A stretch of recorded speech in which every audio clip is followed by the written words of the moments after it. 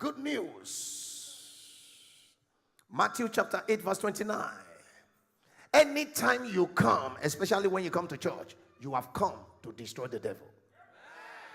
What will he do? It will prevent you from what? Coming. You will always see that you are coming late, not those who go to work. Legit on Saturday. You will always, but why? You know one thing? Tomorrow I will make it. You won't show up. You show up after the prayer is over. There was mystery in our hands today. They were monitoring you because this is the statement. And behold, now these are demons. Start to read from verse 28. These are terrible demons. And when he was come to the other side. Now, in the name of Jesus, you have known the side of failure. You have known the side of get it and lose it. You have known the side of seeing good things, not being able to catch it. You have known the side of aborting pregnancy of progress. From today, you are getting to the side of testimony. Somebody's getting to the other side. You are getting to the other side of victory, other side of joy, other side of celebration. When he was come to the other side into the country of the Gergesenes, there met him. How many? 2. Jesus, 1. But he has the backing of the host of heaven. And 2, they came with 10,000. Possessed with what? Now, excuse me, where were they coming out from? Your dream of seeing yourself in a tomb is terrible. It's not funny. There are powers coming from the tomb to bring you to their abode. They are destroyed now. These demons are coming from the sepulchre. And they live inside 2 men. So if these are your friends, you are in trouble. People carrying the demon that sleep in the tomb look normal. There's nothing extraordinary about them. If they are girls, they are so beautiful, pretty. If they are boys, they are so handsome. Exceeding fierce, so that no man might pass by that way. You will be the first one in your family to pass by the way of marriage. The first to eat millions in your family will be you. Nobody has ever gotten to a stage of reigning. I prophesy you will be the first one to get there. You will be the first one to break through in your family. You have to do what the others have never done. They don't consecrate their life. They don't sanctify their life. They don't tithe. They don't rejoice. They are mission zero. They don't win soul. They don't love God. They give themselves to sacraments and all this other stuff. That's the limit they did to themselves. Now you say, no, I'm breaking through. I will do what they didn't do. Nobody ever passed through this place anymore. Only Jesus. No one in this family. Where was James, the brother of Jesus? Where was Mama Mary? Jesus. Somebody shout Jesus. Hey, shout Jesus. Hey, shout Jesus. Nobody ever passed it. Nobody ever been free of sickness. By the time they are 70, they must have sickness. I cancel that for you. I cancel that for you. I cancel that for you. Anyone here that your family has never reached the age of 60, you will be the one to break that. You need to shout a fighting amen right now. They die young in your family. That will be the last death you will ever experience. They cried out saying, what have we to do with thee, Jesus? 30. Thou Son of God. Leave it, please. Verse 29. Art thou come either to what? Before what? That's the good news I want to bring for you.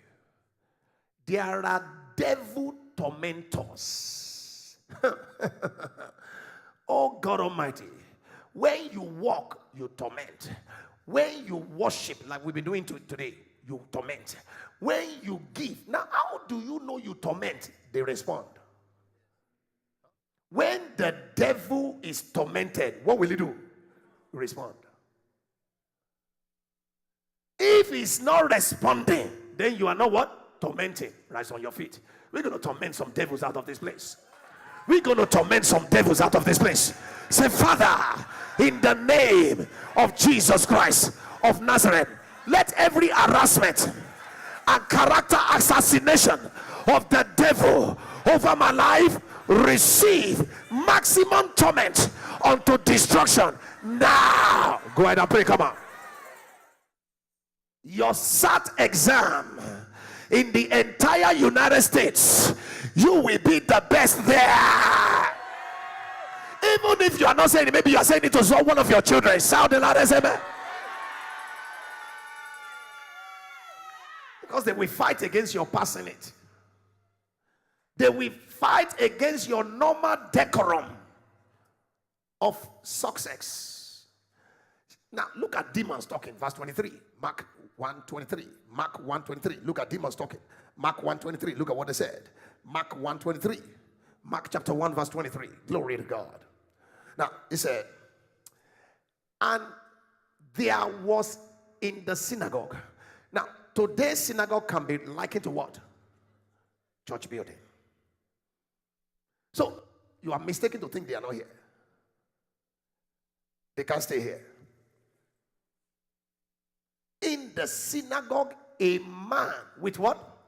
I disgust people that are unclean, whether your hair or your shoes. Not a speck. I know the power behind uncleanliness.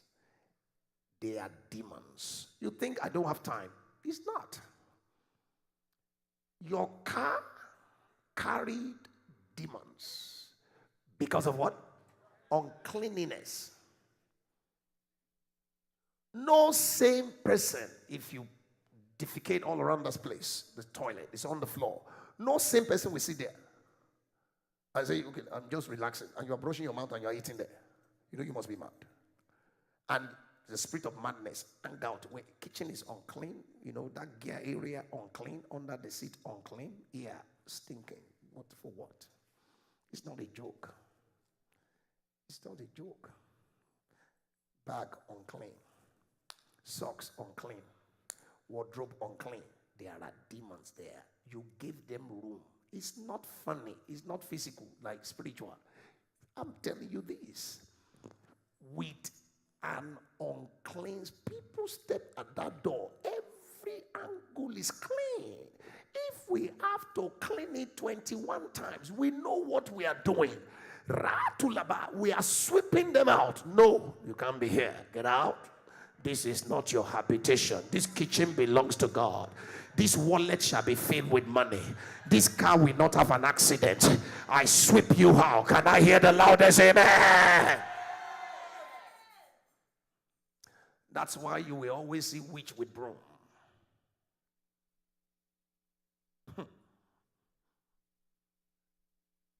They use brooms.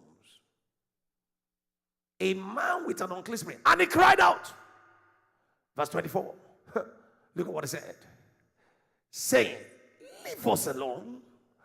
What have we to do with thee, thou Jesus of Nazareth? Art thou come to destroy us? What is the destination of demons hanging around your life? Somebody shout destruction. Just be holy.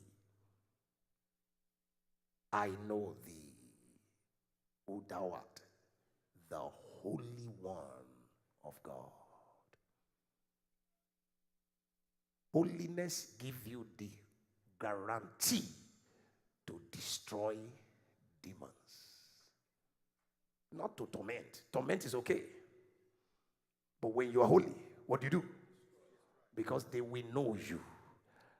Thou. I've seen Moses. He's not the Holy One of God. Moses has a little bit of anger. I have seen Noah. He was a drunkard. I have seen Solomon. I have seen David.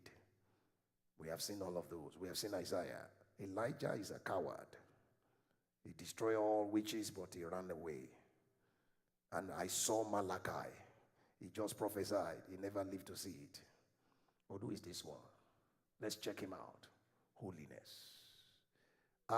This is the man that will destroy us. Rise on your feet. Baptize me with the spirit of holiness. I don't know why you are not praying. Say, Father, in the name of Jesus Christ of Nazareth, baptize me with the spirit of holiness to destroy every demon that has rendered my life impotent. Go ahead and pray. Come on. You better pray. The day the devil recognizes you as the Holy One of Israel, you begin to destroy them. Put your hands together for Jesus. You're already soaked and drenched in the city by the spirit of holiness. You will never again be contaminated in Jesus' name. Shout and overcome it, amen.